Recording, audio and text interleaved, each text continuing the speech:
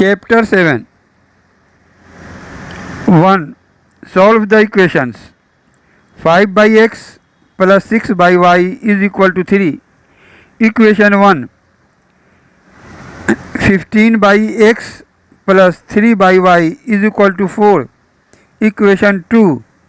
Multiplying equation 1 by 1 and equation 2 by 2, we have 5 by x plus 6 by y is equal to 3 and 30 by x plus 6 by y is equal to 8.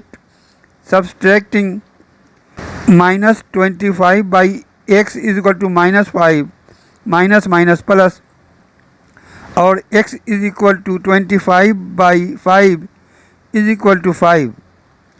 Putting the value of x in equation 1, we have 5 by 5 plus 6 by y is equal to 3, or 1 plus 6 by y is equal to 3, or 6 by y is equal to 3 minus 1 is equal to 2, or y is equal to 6 by 2 is equal to 3.